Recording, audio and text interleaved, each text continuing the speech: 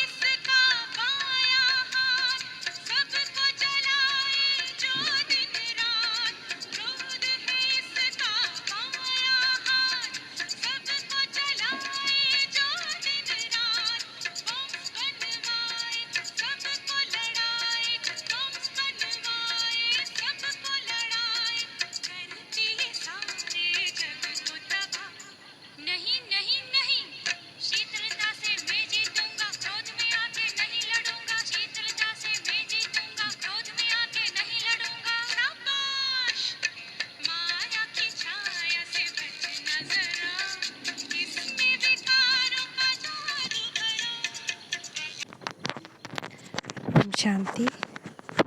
आत्मिक स्वरूप में स्थित हो जाएं और देखिए अपने आप को सूक्ष्म बतन में बाप दादा के सामने। बाप दादा का वरदानी हस्त मुझ फरिश्ते के ऊपर। बाबा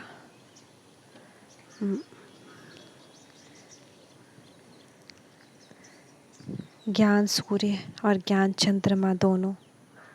ज्ञान चंद्रमा से शीतलता मिलती है और ज्ञान सूर्य से शक्ति। तो माया की छाया से बचने का साधन है बाप की छत्र छाया। देखिए बाबा हमें वरदान दे रहे हैं, बच्चे बाप की छत्र छाया में रहो। बाप की याद में रहने वाले माया जीत भव, सदा सुखी भव, बेफिक्र बादशाह भव। बाबा कह रहे हैं बच्चे याद गई तो उदासी आ जाएगी, क्योंकि अगर याद नहीं तो हमसे विकर्म होंगे और विकर्म उदासी लाती है और इस कमज़ोरी से फिर से माया वार करेगी। माया से बचने के लिए हमेशा बाप को अपने साथ रखो, कंबाइंड रहो, उनको कंपेनियन के रूप में उनके साथ जुड़े रहो। याद ही बाप की छत्र छाया है। मैं आत्मा मन ही मन, ये निश्चय है और अभ्यास भी। चाहे कोई भी कर्म हो, कैसा भी कर्म हो, हमेशा बाप की याद में निमित्त मात्र हो। करण करावन हार करवा रहा है, मैं करण हार कर रही हूँ, इस सोच के साथ ही हर कर्म करूँगी। कर्म करने के बाद हर कर्म बाप को समर्पित। हर पल उनकी याद रहेगी, सांसों सांस उनकी याद में रहूँगी।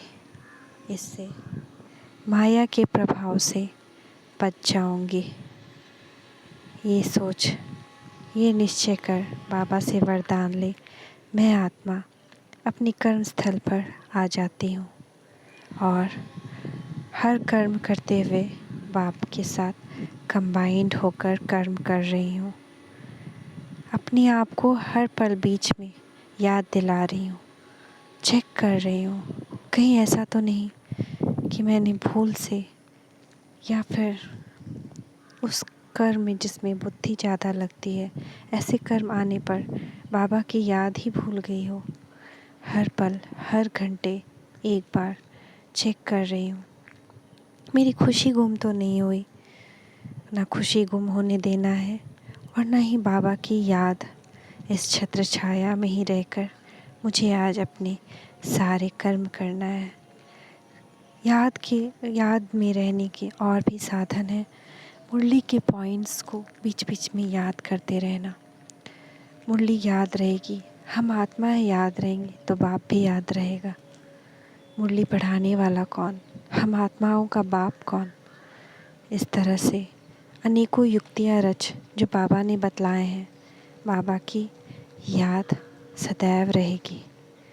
ओम शांति, ओम शांति, ओम शांति।